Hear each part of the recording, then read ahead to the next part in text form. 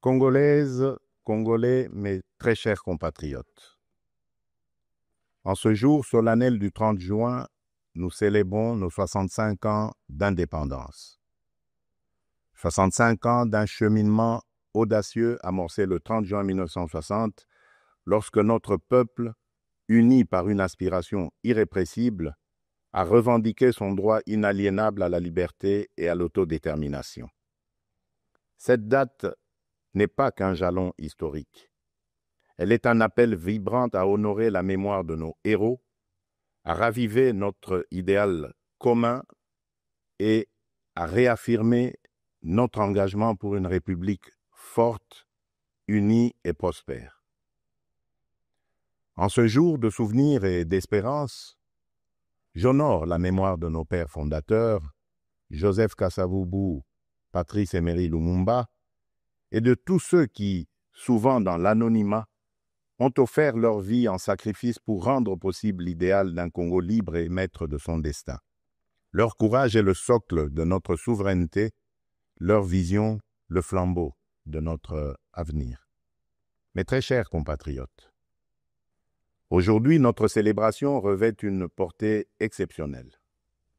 Il y a quelques jours, à Washington, sous l'égide des États-Unis d'Amérique, la République démocratique du Congo et le Rwanda ont signé un accord de paix historique, un tournant décisif pour mettre fin à un conflit qui, depuis près de 3 décennies, a semé la désolation dans l'est de notre pays, causant des millions de morts et de déplacés, en particulier dans l'est de notre territoire. Cet accord, signé par les ministres des Affaires étrangères de nos 2 pays lors d'une cérémonie solennelle présidée par le secrétaire d'État américain, M. Marco Rubio, reprend les acquis de la résolution 2773 du Conseil de sécurité des Nations unies et ouvre la voie à une nouvelle ère de stabilité, de coopération et de prospérité pour notre nation, pour la région des Grands Lacs et pour l'Afrique tout entière. Je voudrais exprimer au nom du peuple congolais notre profonde gratitude aux États-Unis d'Amérique pour leur engagement déterminant en faveur de la paix. Nos remerciements les plus sincères vont au président Donald Trump pour son implication personnelle dans ce processus de pacification porteur d'espérance. Son leadership a permis de réunir les partis autour d'une vision commune. J'adresse également mes vifs remerciements à l'État du Qatar pour ses bons offices, et particulièrement au Cheikh Tamim Ben Hamad Al Thani, dont la médiation discrète et efficace a contribué à rapprocher les positions et d'ouvrir un dialogue sincère entre notre pays et le Rwanda. Je tiens également à exprimer ma profonde gratitude à 2 dignes fils de l'Afrique, dont l'engagement déterminant a largement contribué à porter la tragédie sécuritaire que traverse la République démocratique du Congo à l'attention de la communauté internationale. Grâce à leur implication active dans le processus de Luanda et de Nairobi, Son Excellence João Manuel Gonçalves Lourenço, président de la République d'Angola, et Son Excellence Uhuru Kenyatta, ancien président de la République du Kenya, ont su mobiliser les consciences et renforcer la visibilité de la cause congolaise sur la scène régionale et internationale. Cet accord n'est pas seulement un document. Il est une promesse de paix pour les populations de Goma, Bukavu, Rutshuru, Masisi, Nyiragongo, Lubero, Ituri et de toutes les localités martyrisées par la guerre. Ce processus diplomatique s'articule également avec les discussions en cours à Doha, au Qatar.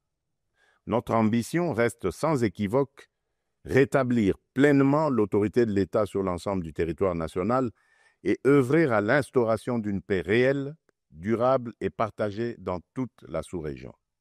Les attentes de nos populations sont immenses, notamment celles de l'Est du pays qui ont trop longtemps souffert.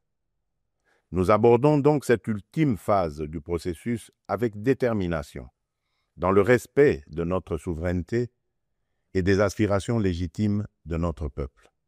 Les prochaines étapes devront aboutir à la démobilisation, la réinsertion conditionnelle, et au cas par cas des ex-combattants à travers le PDDRCS et enfin à la reconstruction des régions jadis affectées par les conflits armés.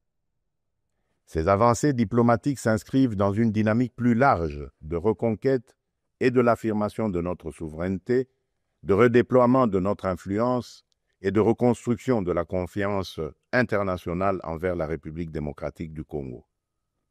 Elles font écho à notre récente élection comme membre non permanent du Conseil de sécurité des Nations Unies pour la période 2026-2027, une première depuis 34 ans. Ce mandat n'est pas un honneur protocolaire. C'est une responsabilité politique et morale que nous porterons avec dignité en faveur de la paix, du multilatéralisme et des intérêts du continent africain. Mes très chers compatriotes, l'accord signé à Washington ouvre des perspectives inédites. Il augure une ère de paix durable, de coopération régionale et de prospérité partagée. Il nous engage à reconstruire nos communautés, à revitaliser nos économies et à restaurer la dignité de chaque Congolais. Mais cette paix, aussi précieuse soit-elle, reste fragile. Elle exige de nous tous, gouvernements, citoyens, partenaires internationaux, un engagement indéfectible pour sa consolidation. Nous continuerons à exiger que justice soit rendue aux victimes et que les responsables des atrocités répondent de leurs actes. Je salue le courage exemplaire de nos forces armées, des forces de police et de sécurité et de tous les résistants patriotes Ouazalendo qui, au péril de leur vie, défendent notre patrie. Leur bravoure est le rempart de notre souveraineté. À vous, mes sœurs et mes frères de l'Est, je veux dire que votre résilience est une source d'inspiration pour la nation entière. Vos souffrances n'ont pas été vaines. Elles ont forgé notre détermination à réfuter toute solution précaire à cette crise et à nous engager à bâtir un avenir meilleur. Mes très chers compatriotes, l'indépendance que nous commémorons aujourd'hui n'est pas seulement une conquête du passé, elle est surtout un cap pour l'avenir. Elle est un projet vivant, un idéal à construire chaque jour. Cet idéal exige de nous que nous surmontions non seulement les menaces armées, mais aussi l'insécurité sociale, l'injustice, le tribalisme et la division. Le peuple congolais aspire à un pays de paix, de justice et de dignité. Un pays où l'on veut et on peut vivre sereinement, travailler avec honneur et offrir à chaque enfant congolais la liberté de rêver grand, sans peur ni entrave. Réaliser ce rêve requiert la mobilisation de toutes nos forces vives, institutions, citoyens, diaspora, partenaires, autour d'un même idéal, bâtir un Congo moderne, sûr et respecté. Il est temps de transcender nos clivages, de rejeter les discours de haine et les manipulations, et de faire de notre diversité une force, non une fracture. Notre unité n'est pas une option, elle est une condition de survie. C'est dans cet esprit de responsabilité et de dépassement de soi que j'ai tenu, il y a quelques semaines, une rencontre franche et républicaine avec M. Martin Fayoulou, l'un des leaders de l'opposition. Ce geste, que beaucoup n'auraient osé imaginer depuis les élections de 2018, témoigne d'une volonté partagée de placer l'intérêt supérieur de la nation au-dessus des querelles partisanes. Cette rencontre marque une étape importante vers une politique de réconciliation, d'écoute mutuelle et de respect réciproque. Elle donne surtout corps à l'exigence du peuple congolais, celle d'une classe dirigeante capable de s'unir aux moments les plus critiques, d'agir avec maturité et de servir ensemble la grandeur de la République. Mes très chers compatriotes, les défis qui se dressent devant nous ne se limitent pas à la sécurité. À Kinshasa, la congestion urbaine et les embouteillages affectent la qualité de vie. Le manque de discipline, l'urbanisation désordonnée et l'insuffisance des transports en commun rendent la vie difficile à des millions de nos compatriotes.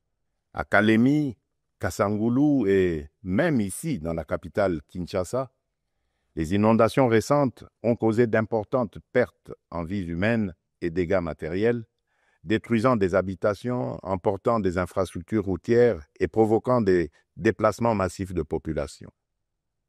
Ces événements climatiques extrêmes nous rappellent l'urgence d'agir à la fois sur le front de l'aménagement du territoire et de la résilience environnementale. À Mbandaka, le naufrage d'une embarcation a coûté la vie à plusieurs dizaines de nos compatriotes, endeuillant la nation tout entière. À Tshikapa, Kolwezi, Likasi, Kananga ou Kikwit, l'accès à l'eau potable, à l'électricité, aux soins de santé et à l'éducation reste une priorité pressante. Face à ces défis, l'État n'est pas resté indifférent. Il agit. Des missions de secours ont été déployées, des fonds d'urgence mobilisés, des projets structurants lancés pour renforcer les infrastructures et améliorer les conditions de vie. Mais ces efforts, aussi importants soient-ils, ne suffiront pas sans un véritable sursaut de solidarité nationale. Ils doivent être soutenus par une administration plus efficace, une meilleure coordination institutionnelle et la responsabilisation de tous les niveaux de pouvoir. J'en appelle également à un changement profond de comportement. Nous devons adopter une discipline collective, un civisme exemplaire et un respect des règles de vie en communauté. Aussi, je vous appelle à un sursaut patriotique, à une responsabilité individuelle qui fera de notre pays un modèle de stabilité et de progrès. Mes très chers compatriotes, fidèles à l'élan de notre indépendance, j'ai pris devant vous, avec une détermination sans faille, le serment de bâtir un Congo à la hauteur de nos aspirations. Avec constance et détermination, j'ai placé la transformation de notre nation au cœur de mon mandat, mu par l'ambition profonde de faire de la République démocratique du Congo une terre de justice, de prospérité partagée et de dignité retrouvée. Cette vision que je porte avec vous et pour vous irrigue chacune de nos décisions et sous-tend les réformes audacieuses que nous menons dans un esprit de renouveau et de souveraineté assumée. Aux côtés du gouvernement, j'ai engagé une série de réformes économiques, judiciaires et institutionnelles visant à asseoir un véritable état de droit, à éradiquer la corruption et à créer un climat des affaires propice à l'investissement et à l'initiative. Les premiers résultats sont tangibles. La croissance économique connaît un rebond durable. L'image de notre pays s'améliore sur la scène internationale et la confiance des investisseurs renaît. Ce regain de confiance se traduira prochainement par la signature d'un accord stratégique inédit avec les États-Unis d'Amérique dans le secteur minier. Cet accord marquera une étape décisive dans le positionnement de la République démocratique du Congo comme un acteur central de la transition énergétique mondiale et de l'économie verte émergente. Il visera à valoriser de manière souveraine nos minerais stratégiques, en particulier le cuivre, le cobalt et le lithium, tout en assurant une répartition plus équitable des retombées économiques au bénéfice des populations congolaises. Il ouvre la voie à la transformation locale, à la création des milliers d'emplois et à un nouveau modèle économique fondé sur la souveraineté et la valeur ajoutée nationale. C'est là le fruit d'un travail collectif, déterminé, au service d'un seul idéal, offrir à chaque Congolaise et à chaque Congolais les perspectives réelles d'un avenir meilleur. Malgré l'adversité, notre peuple a toujours fait preuve d'une résilience extraordinaire.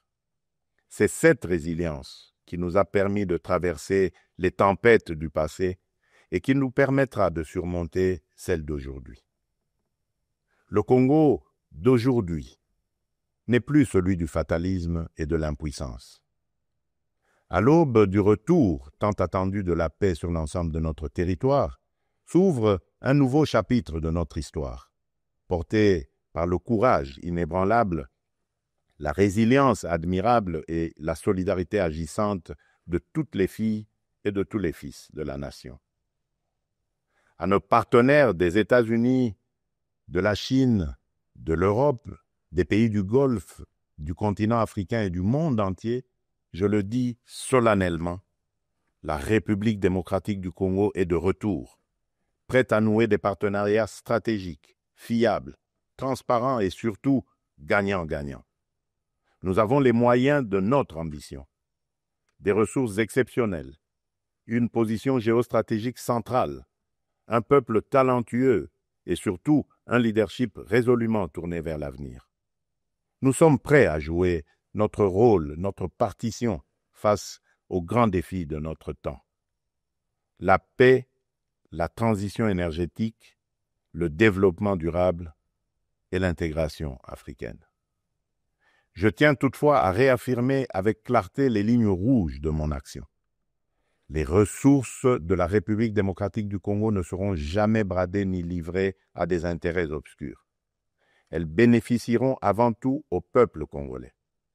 Aucun compromis ne sera toléré en matière de souveraineté économique. La République démocratique du Congo ne vendra ni son avenir, ni sa dignité. Mes très chers compatriotes, le monde change et la République démocratique du Congo a son mot à dire. Notre jeunesse déborde de talent, notre sol regorge de richesses, notre peuple rayonne de dignité.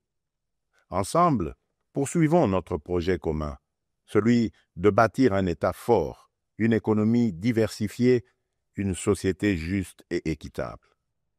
Ce 30 juin, faisons de notre indépendance un idéal vivant, incarné dans chaque famille, chaque quartier, chaque ville, chaque province.